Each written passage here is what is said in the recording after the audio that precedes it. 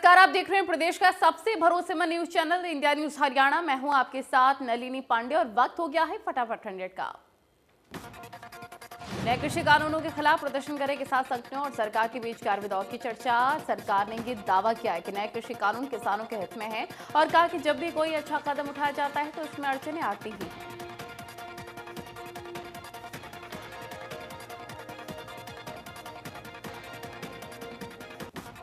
Supreme court में tractor rally पर सुनवाई हुई। ट्रैक्टर रैली पर सुप्रीम कोर्ट ने दखल देने से इनकार कर दिया। कहा कि पुलिस को आदेश जारी करने का अधिकार।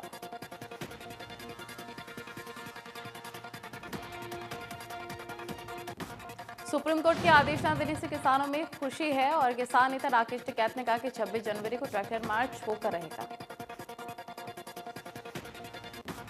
किसान नेता राकेश टिकैत ने कहा कि ट्रैक्टर परेड में हिंसा का शब्द कहां से आया। सुरक्षा की जिम्मेदारी हमारी भी है, कानून रद्द होने तक दिल्ली नहीं छोड़ेंगे।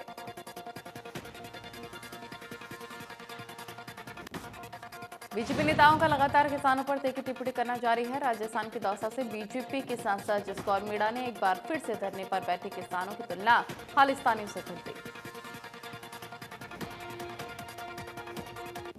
किसान आंदोलन को लेकर बीजेपी सांसद जसकौर मीणा ने कहा कि प्रधानमंत्री नरेंद्र मोदी युग पुरुष हैं जो कि देश को बदलना चाहते हैं और कृषि कानून इसी ओर का एक कदम है। किसान आंदोलन में आतंकी AK-47 लेकर बैठे हैं, जो वहां बैठे हैं वो खालिस्तानी।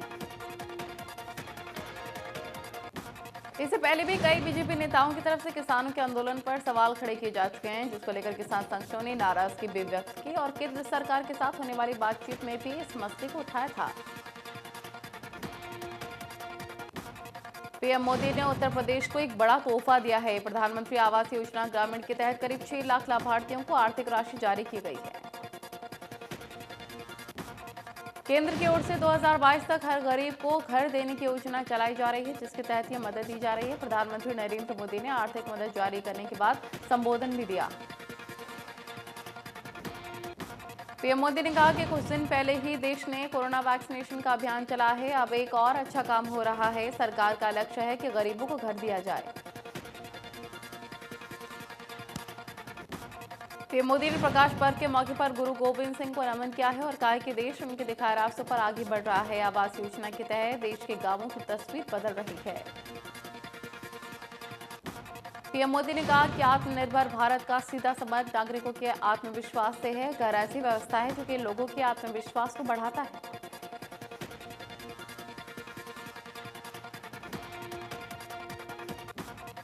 पीएम ने कहा कि पहले जो सरकारें रहती थीं उस वक्त की स्थिति को हर कोई जानता है। पहले गरीब को विश्वास नहीं था कि सरकार घर बनाने में मदद कर सकती है।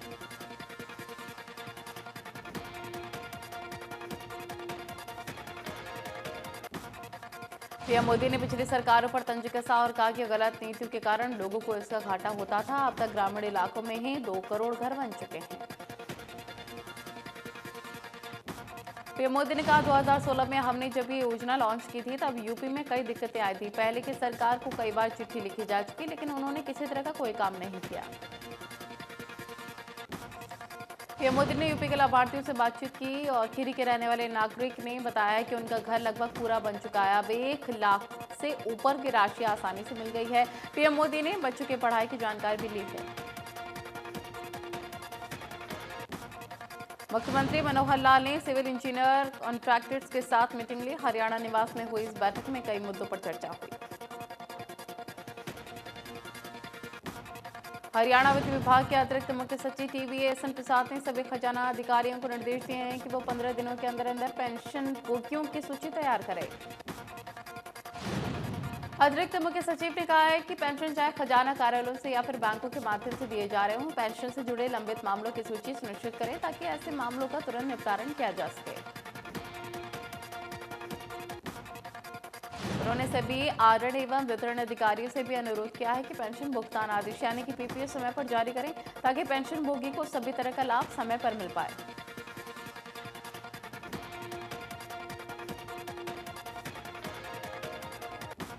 गुरु गोविंद सिंह की जयंती पर सीएम मनोहर लाल ने शुभकामनाएं दी हैं। ट्वीट कर लिखा है कि प्रेम, एकता, भाईचारे का उनका संदेश मानव जगत को नई राह दिखा रहा है। मुख्यमंत्री मनोहर लाल पंचकुला के सेक्टर 7 गुरुद्वारे पहुंचे, जहां पर सीएम ने गुरु गोविंद सिंह के प्रकाश उत्सव के मौके पर शीश नवाया। कुरुक्षेत्र में बर्ड फ्लू के बचाव के लिए 3 दर्जन रैपिड एक्शन टीमों का गठन किया गया है। प्रशासन सभी पोल्ट्री फार्म पर नजर बनाए हुए है। मुर्गी पालकों के लिए पशुपालन विभाग की तरफ से गाइडलाइन जारी। बर्ड फ्लू से जुड़ी सूचना देने के लिए लघु सचिवालय के नए भवन में कंट्रोल रूम बनाया गया है। कंट्रोल रूम के नंबर पर 24 घंटे संपर्क किया जा सकता है। कंट्रोल रूम में अधिकारियों और कर्मचारियों की ड्यूटी भी लगाई गई है। पशुपालन विभाग के अधिकारी ने कहा कि जू के जीव जंतुओं को मीट परोसने पर पाबंदी लगा दी गई है, इसलिए जू के अधिकारी जानवरों को ऑल्टरनेट फीड देना सुनिश्चित करें और जानवरों को बर्ड फ्लू से बचने के इंतजाम करें। रेवाड़ी के डबल फाटक अंडरपास में देरी लोगों की परेशानी का सबब बन रही है। रेलवे अंडरपास का शिलान्यास लगभग 2 साल पहले पूर्व केंद्रीय राज्य मंत्री राव इंद्रजीत सिंह ने किया था।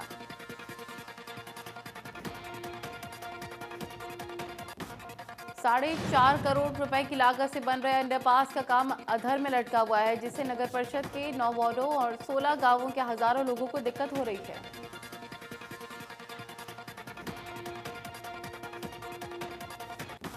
करनाल के वार्ड नंबर 2 के पार्षद बलविंदर सिंह को पुलिस ने घर से गिरफ्तार कर लिया। बलविंदर सिंह पर नगर निगम के काम में बाधा डालने का आरोप है। बलविंदर सिंह के परिजन कभी एसपी तो कभी डीसी ऑफिस के चक्कर काट रहे हैं। बलविंदर सिंह के खिलाफ नगर निगम के अधिकारियों ने शिकायत दी है कि उन्होंने काम में बाधा पहुंचाई और काम को बाधित करने का प्रयास किया है, जिसके बाद सीआईए की टीम ने कार्रवाई की। पार्षद के परिजनों का आरोप है कि घर में आकर पुलिस ने बदतमीजी की। अगर वो अपने वार्ड के लोगों के हक के लिए खड़े होते हैं तो उसके बाद ये कार्रवाई होती तो वो क्या करें। रोहतक में दिल्ली रोड पर पतंजलि मेगा स्टोर से एक व्यक्ति करीब 50,000 का सामान लेकर फरार हो गया। आरोपी की हरकत सीसीटीवी कैमरे में कैद हो गई।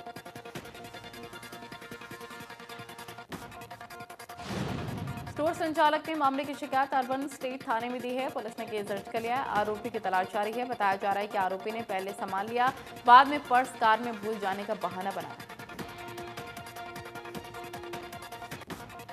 कुरुक्षेत्र में पुलिस ने ट्रैफिक मंथ के दौरान फ्रेंडली रवैया अपनाते हुए वाहन चालकों को फूल भेंट कर ट्रैफिक नियमों के बारे में जानकारी दी। ट्रैफिक इंस्पेक्टर ने बताया कि उन्होंने शाहबाद में यातायात के नियमों का पालन न करने वाले वाहन चालकों को फूल देकर बताया कि अगर वो नियमों का पालन नहीं करेंगे तो चालान काटा जाएगा। कोरोना के खिलाफ जंग में भारत ने एक और वैक्सीन के ट्रायल को मंजूरी दे दी है। सूत्रों के मुताबिक एक्सपर्ट कमेटी ने भारत बायोटेक को नेसल वैक्सीन के पहले और दूसरे चरण के ट्रायल की इजाजत दी। जल्द ही वैक्सीन का ट्रायल शुरू हो जाएगा। नेसल वैक्सीन को नाक के जरिए दिया जाता है, जबकि अभी तक भारत में जिन 2 वैक्सीन को मंजूरी मिली है वो हाथ पर इंजेक्शन लगाकर दी जाती है। भारत मित्र देशों को कोरोना वैक्सीन का गिफ्ट देगा। भूटान, मालदीव, बांग्लादेश, नेपाल, म्यांमार और सेशल्स को वैक्सीन की खेप भेजी जाएगी। वैक्सीन बेचने की शुरुआत भूटान से की गई, जिसके लिए 1.5 लाख डोज मुंबई के छत्रपति शिवाजी इंटरनेशनल एयरपोर्ट से रवाना किए गए हैं। श्रीलंका और अफगानिस्तान में जरूरी मंजूरी मिलने के बाद वहां भी वैक्सीन भेजी जाएगी। यमुनानगर में मौसम फिर से करवट ले रहा है। आसमान में काले बादल छाए हैं, जिससे ठंड बढ़ रही है। फिलहाल शीतलहर बढ़ने से ठंडक बढ़ गई है, लेकिन बाकी दिनों के मुकाबले ठंडक कम है। आने वाले दिनों में मौसम विभाग ने बदलाव की संभावना व्यक्त की है। भिवानी में धुंध से आम जनजीवन अस्त व्यस्त है। सर्द हवाओं ने लोगों की दिक्कतें बढ़ा दी हैं। ठंड और धुंध से किसानों को फायदा होगा। गेहूं और सरसों के लिए ये धुंध रामबाण साबित होगी और इस वक्त फसलों को नमी की जरूरत भी होती है। सैफ अली खान की सीरीज तांडव पर हंगामा थमने का नाम नहीं ले रहा। सीरीज पर धार्मिक भावनाएं आहत करने का आरोप लगाया जा रहा है और विरोध में जगह जगह प्रदर्शन चल रहे हैं। 6 शहरों में एफआईआर दर्ज होने के बाद यूपी पुलिस मेकर से पूछताछ करने के लिए मुंबई पहुंच गई है। डायरेक्टर अली अब्बास सफर, एमसन की हेड समेत कई लोगों से पूछताछ की जाएगी। जिन धाराओं में मामला दर्ज किया गया है, ऐसे में गिरफ्तारी भी संभव बताई जा रही है। पुलिस की टीम तमाम आरोपियों से सवाल जवाब करने में जुटी है। पलवल में सड़क सुरक्षा सप्ताह के अंतर्गत पुलिस ने वाहन चालकों को गुलाब के फूल देकर यातायात नियमों के बारे में जागरूक किया। ट्रैफिक थाना प्रभारी रविंद्र कुमार ने कहा, वाहन चलाते समय लोगों को यातायात नियमों का पालन करना चाहिए। विद्युत रोजगार नवीकरण ऊर्जा एवं हाउसिंग फॉर ऑल विभाग के अतिरिक्त मुख्य सचिव टीसी गुप्ता ने बैठक की है और बैठक में यमुनानगर जिला प्रशासन की कार्यप्रणाली पर संतोष जाहिर किया और अंत्योदय सरल पोर्टल पर दी जाने वाली सेवाओं में कुछ विभागों को चेतावनी भी दी।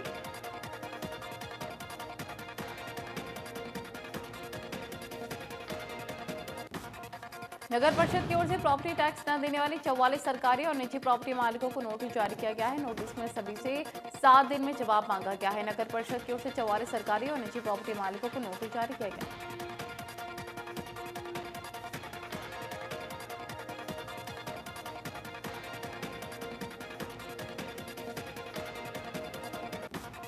ऐसे लोगों को पहले भी कई बार नोटिस दिए जा चुके हैं, लेकिन ज्यादातर नोटिसों का कोई जवाब नहीं आता है। इस बार एक सप्ताह में ही जवाब मांगा गया है। सबसे ज्यादा शुगर मिल पर 2 करोड़ 40 लाख रुपए बकाया। शहरी स्थानीय निकाय विभाग की ओर से ब्याज माफी योजना 31 मार्च तक बढ़ाई गई है। टैक्स बकाया वाले प्रॉपर्टी मालिक इस योजना का भी लाभ उठा सकते हैं। हालांकि पिछले करीब 10 महीने से नगर परिषद की आमदनी लगातार बढ़ रही है।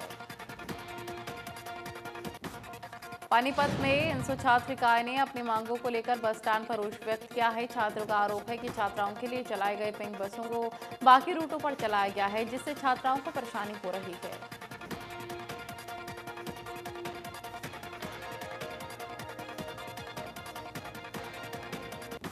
देश में 16 जनवरी से शुरू हुए कोरोना के टीकाकरण अभियान के तहत 19 जनवरी तक 4,54,049 लोगों को कोरोना का टीका लगाया जा चुका है। एक दिन में सबसे ज्यादा 2,07,229 लोगों को वैक्सीन दी गई है। केंद्रीय स्वास्थ्य मंत्रालय के मुताबिक देश में कोरोना वैक्सीन लगने के बाद दुष्प्रभाव के कुल 0.1% मामले रिपोर्ट हुए हैं। स्वास्थ्य मंत्रालय की माने तो अगले 3 दिन में भारत टीकाकरण को लेकर अमेरिका से आगे निकल जाएगा।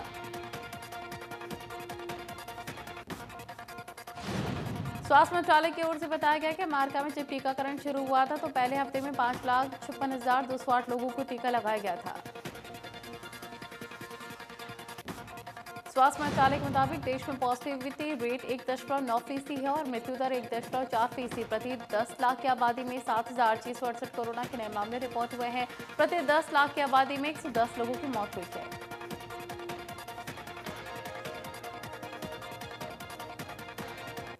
तो शाम में कोरोना वायरस के खिलाफ नागरिक अस्पताल में चिकित्सा कर्मियों को वैक्सीन लगाई गई है। अभियान का शुभारंभ उप मंडल अधिकारी मनीष कुमार ने किया।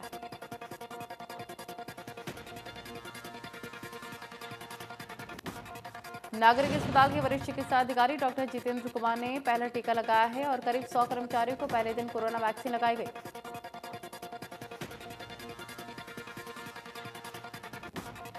इंद्री के सीएससी में कोरोना टीकाकरण अभियान की शुरुआत की गई। इस मौके पर 100 लोगों को टीकाकरण करने का टारगेट रखा गया, जिन्होंने कहा कि सरकार के निर्देशानुसार ये टीकाकरण शुरुआत में सभी स्वास्थ्य कर्मियों को लगाया जाएगा टीका। उन्होंने कहा कि अफवाहों पर ध्यान न दें और टीकाकरण जरूर कराएं। उन्होंने कहा है कि जिस भी शख्स के पास मैसेज जाए वो टीकाकरण कराने के लिए जरूर जाए। हम खुशकिस्मत हैं कि हमारे पास कोरोना वैक्सीन उपलब्ध है। कोरोना की रोकथाम के लिए वैक्सीन लगाई जा रही है। वैक्सीन लगाए जाने में तेजी लाई जा रही है। पहले दिन जहां पर 6 सेंटरों पर 445 हेल्थ वर्कर को और डॉक्टरों को वैक्सीन लगाई गई और अब 16 जगहों पर स्वास्थ्य विभाग से जुड़े डॉक्टर और अन्य स्टाफ को ये डोज दी गई। फरीदाबाद में अब ईएसआई मेडिकल कॉलेज में मेडिकल स्टाफ के लिए वैक्सीनेशन शुरू हुआ है। वैक्सीनेशन का शुभारंभ बीजेपी विधायक सीमा त्रिखा ने दीप जलाकर किया। इस मौके पर मेडिकल कॉलेज के वरिष्ठ अधिकारियों ने टीका लगवाकर सभी को संदेश दिया है कि लोग झूठ की भ्रांतियां न फैलाएं और आने वाले समय में बिना किसी डर के टीकाकरण करवाएं और प्रधानमंत्री की मुहिम को सफल बनाएं। बीजेपी विधायक ने कहा है कि विकसित देशों में जितने समय में वैक्सीन बनाए गए उतने ही समय में भारत के वैज्ञानिकों ने 2 वैक्सीन करवाने में सफलता हासिल की, जिसके लिए वो बधाई के पात्र हैं। रेवाड़ी में निजी अस्पताल पुष्पांजलि में भी कोविड वैक्सीनेशन शुरू हुआ है। अस्पताल प्रबंधन सहित 100 लोगों को निःशुल्क वैक्सीन दी गई। अस्पताल के डॉक्टर और सफाई कर्मी ने वैक्सीन लेने के बाद कहा कि इसका कोई साइड इफेक्ट नहीं है, इसलिए वैक्सीन सभी को लगवानी चाहिए ताकि हम सुरक्षित रहें और देश भी सुरक्षित रहे। अगले चरण की ओर से बढ़ते हुए सिरसा में भी कुल 12 वैक्सीनेशन केंद्र बनाए गए, जिसमें से 3 निजी अस्पताल भी शामिल हैं। स्वास्थ्य विभाग ने 1200 स्वास्थ्य कर्मियों को टीकाकरण करने का लक्ष्य रखा। स्वास्थ्य अधिकारी ने बताया कि फैसला टीकाकरण की बढ़ती डिमांड को देखते हुए लिया गया है ताकि इस अभियान को पूरी तरह से सफल बनाया जा सके। ब्रिटेन और नाइजीरिया के बाद अब जर्मनी में कोरोना वायरस का नया वेरिएंट यानी कि स्ट्रेन मिला है। हैरानी की बात तो यह है कि साइंटिस्ट अभी ये पता नहीं कर पाए हैं कि कितना संक्रमण है। दक्षिण जर्मनी में मिले कोरोना वायरस के इस नए वेरिएंट से अब तक 35 लोग संक्रमित हो चुके हैं। अभी तक वैज्ञानिकों ने इस नए वेरिएंट का कोई नाम नहीं दिया है। हरियाणा विद्यालय शिक्षा बोर्ड में मर्सी चांस की परीक्षा हुई है। प्रदेश भर में 128 परीक्षा केंद्र बनाए गए, जिसमें से 26,000 परीक्षार्थियों ने एग्जाम दिए।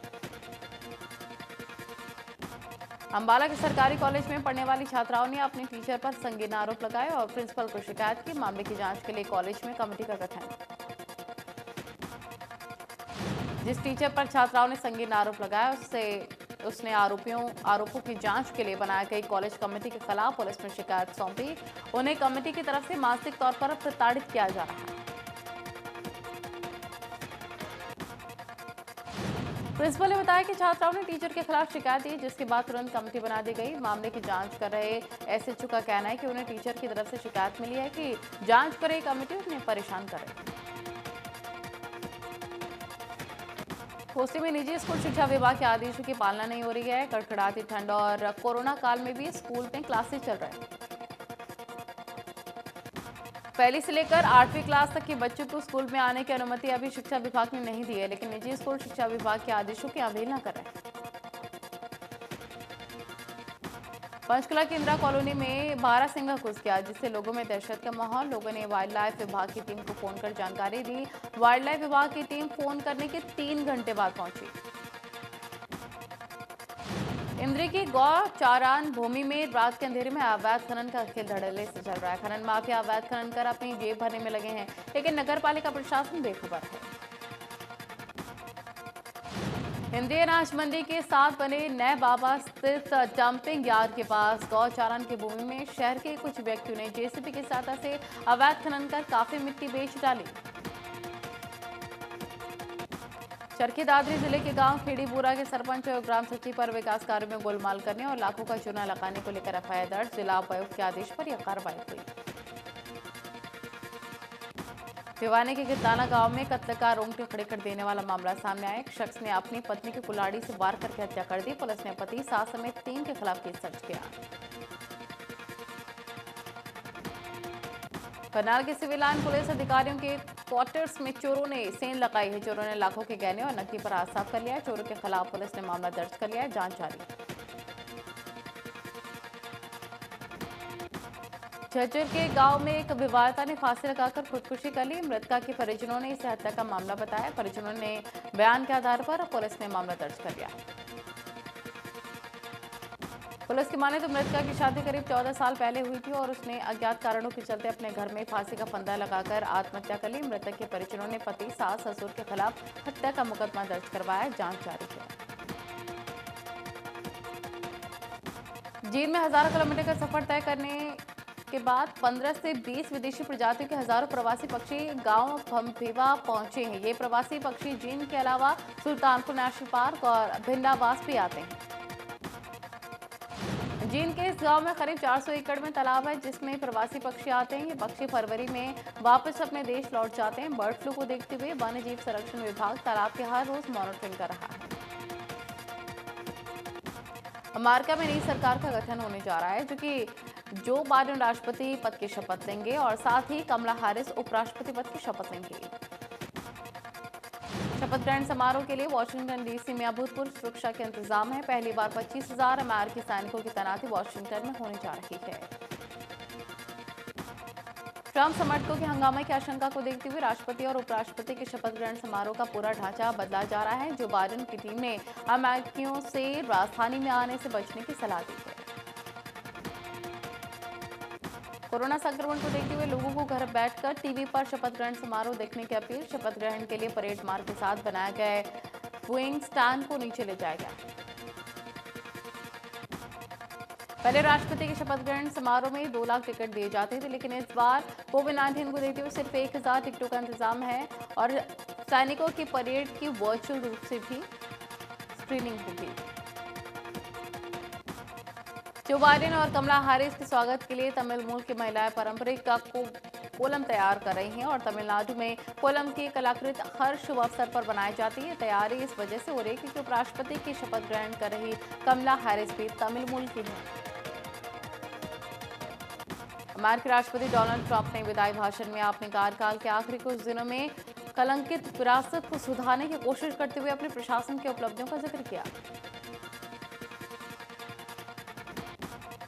ट्रंप ने कहा कि उनके शुरू किए गए आंदोलन की बस शुरुआत है। एक फेयरवेल वीडियो में ट्रंप ने अगले राष्ट्रपति जो बाइडेन को शुभकामनाएं भी दी। ट्रंप ने कहा कि हम प्रार्थना करते हैं कि अमेरिका को सुरक्षित और समृद्ध बनाए रखने में नई सरकार को सफलता मिले। ट्रंप ने वीडियो में कहा है कि हम अपनी शुभकामनाएं देते हैं और हम ये भी चाहते हैं कि उन्हें भाग्य का साथ भी मिले। चुनाव के दौरान बड़ी संख्या में मतदान में धोखाधड़ी के आधारहीन आरोप लगाने वाले ट्रंप ने अपने पूरे भाषण में बाइडेन का नाम नहीं लिया। उन्होंने नई सरकार के लिए अगला प्रशासन शब्द का इस्तेमाल किया।